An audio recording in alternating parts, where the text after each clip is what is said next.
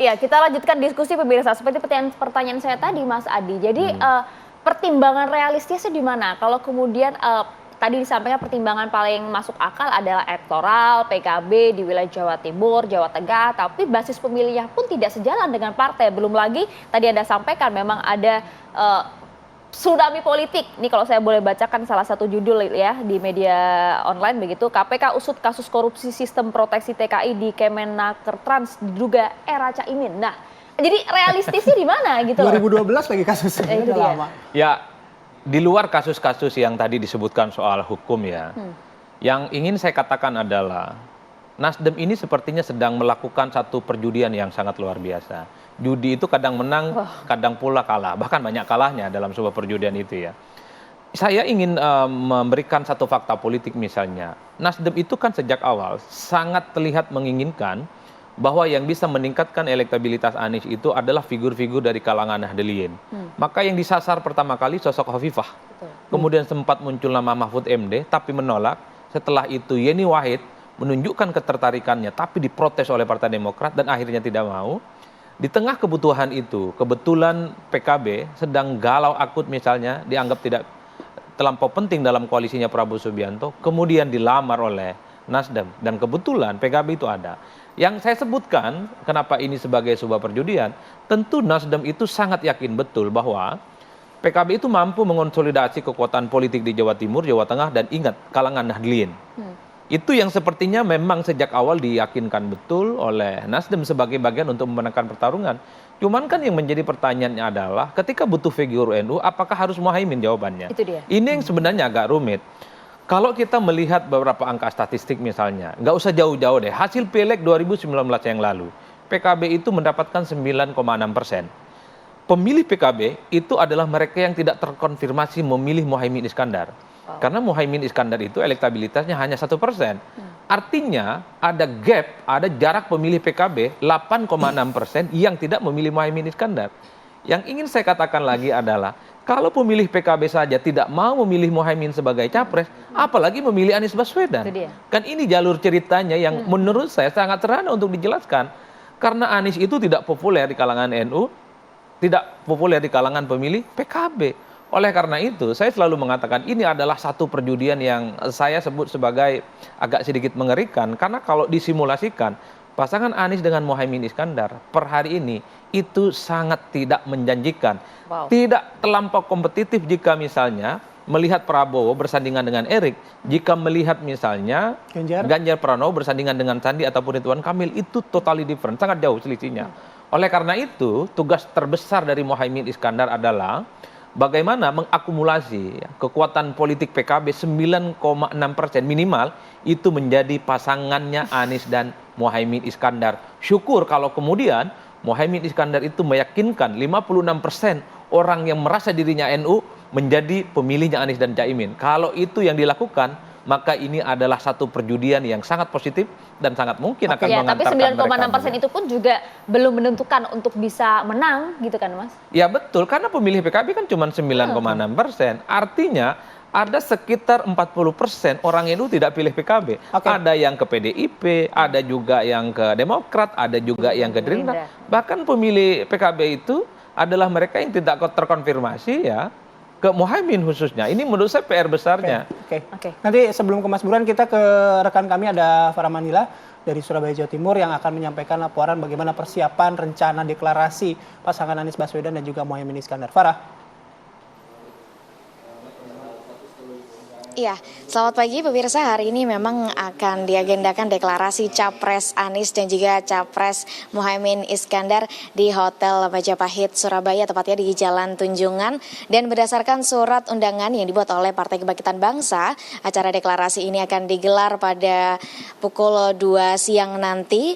Dan sejauh ini berdasarkan pengamatan kami memang masih terlihat persiapan secara teknis, yaitu persiapan berupa ruangan, yaitu yang berada di Ballroom Hotel Majapahit dan juga alat-alat beserta sound system yang ada di dalamnya.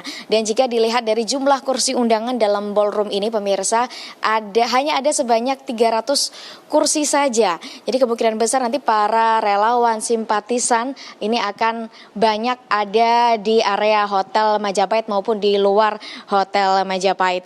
Dan terkait pengamanan, kami sudah berusaha untuk menghubungi kepolisian namun memang belum ada jawaban, dan berdasarkan informasi dari security hotel setempat ini memang pengamanan akan dilakukan dan belum ada informasi terkait penutupan jalan, apakah nanti ketika deklarasi dilaksanakan akan ada penutupan di sepanjang Jalan Tunjungan.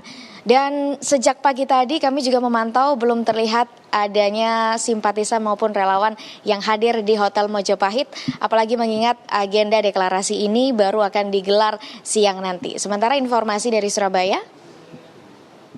Baik, terima kasih Farah. Nanti kami kembali ke Anda bila ada perkembangan terbaru. Oke Mas Burhan, apa yang disampaikan Mas Adi, Mas Burhan tadi sebenarnya satu nada, satu warna, bahwa masih ada PR besar. Yeah. Kalau misalnya Anies Baswedan mengusung Muhaimin Iskandar sebagai cawapres di 2024. Mas Burhan, saya ingin sedikit mengajak Mas Burhan gitu, mengawang-awang lah, berimajinasi sedikit gitu. Karena dari peristiwa ini tokoh sentralnya adalah Ketua Umum Partai Nasdem, Pak Surya Paloh. Apa yang sedang dimainkan oleh Pak Surya Paloh di sini? Hitung-hitungannya seperti apa, Mas Burhan?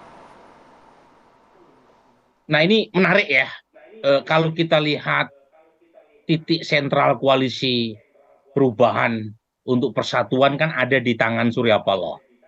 Nah meskipun ada kesepakatan untuk penentuan cawapres kembali ke tangan Anies Baswedan, apa yang kita saksikan beberapa hari terakhir munculnya PKB di tikungan itu menunjukkan betapa kuatnya pengaruh Surya Paloh bahkan dibanding Anies Baswedan sendiri. Karena seperti pernyataan Sudirman Said ketika ide untuk menjodohkan Anies dengan Muhaimin Iskandar disuarakan oleh Surya Paloh, Mas Anies sendiri kaget, ya kan? Nah, pertanyaan yang muncul kemudian yang menurut saya penting untuk kita eksplor adalah bagaimana dengan narasi perubahan yang selama ini dikeluarkan oleh Anies Baswedan ketika partai pendukung utamanya adalah Nasdem yang notabene adalah bagian dari pemerintah, dan mendapatkan amunisi tambahan dari PKB yang notabene juga bagian dari pemerintah.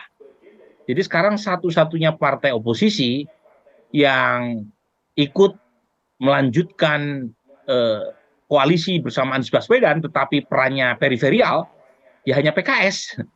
Nah pertanyaan berikutnya, bagaimana dengan Demokrat?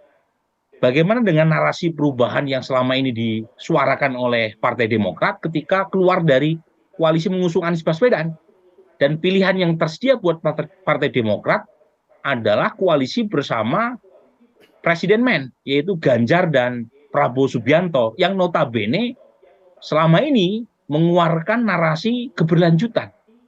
Jadi lagi-lagi apa yang kita saksikan belakangan itu menunjukkan sekali lagi betapa tidak masuk akalnya politik Indonesia, di mana perubahan peta koalisi sangat ditentukan oleh chemistry dan perubahan last minute, dan menunjukkan sekali lagi betapa tidak pentingnya narasi yang selama ini disuarakan baik yang pro pemerintah maupun yang berada di luar pemerintah. Karena pada ujungnya siapa ikut siapa itu sangat ditentukan oleh peta atau dinamika mutakhir. Ya, Mas Burhan, tapi kan begini ya Mas, tidak ada partai yang kemudian tidak ingin menang begitu loh. Apa hitung-hitungan yang paling masuk akal untuk Nasdem pada saat memasangkan Anies dan juga Caimin? Jadi perhitungannya menurut saya terlalu optimis ya, mengharapkan PKB menyumbang suara maksimal untuk menambal kekurangan Anies Baswedan Jawa Timur dan Jawa Tengah. Memang kalau kita lihat Pilpres 2004 sampai sekarang, itu tidak ada capres yang bisa menang tanpa memenangkan Jawa Timur dan Jawa Tengah. Nah itu pertimbangannya simply punya ekspektasi yang terlalu berlebihan, Muhaimin Iskandar dan PKB menyumbang suara krusial di dua provinsi ini. Padahal Pilpres 2004 sampai sekarang juga mengajarkan bahwa pilihan pemilih itu sangat otonom, karena mereka bisa memilih jauh dari apa yang disuarakan oleh partainya. Salah satu penjelasannya adalah minimnya party ID. Kedekatan pemilih terhadap partai sehingga pemilih suka-suka saja dalam memilih, tergantung siapa capres-cawapres yang ditawarkan. Jadi pertimbangan rasionalnya itu. Yang lain saya tidak melihat. Dan menurut saya karena terlalu optimis dalam memandang ekspektasi PKB bisa menyumbang suara buat Mas Anies, kemungkinan melesetnya juga besar.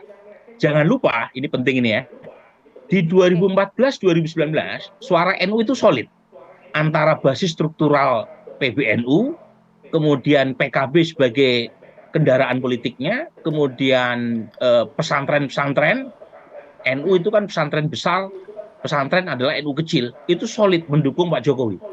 Menjelang 2024, kita tahu ada perbedaan yang sangat terang benderang antara PBNU dengan PKB. Belum lagi tokoh-tokoh kunci seperti Mahfud MD, keluarga Gus Dur, kemudian Hovifah Indar Parawangsa, yang notabene juga tidak dalam satu radar dengan PKB. Jadi ekspektasi Nasdem menurut saya terlalu berlebihan untuk mengharap NU solid di bawah bendera dan koordinasi PKB dan Muhaimin Iskandar. Oke, baik. Nanti kita lanjut lagi Mas Burhan, Mas Adi. Kami harus jeda terlebih dahulu. Apa kabar Indonesia Pagi akan kembali sesaat lagi.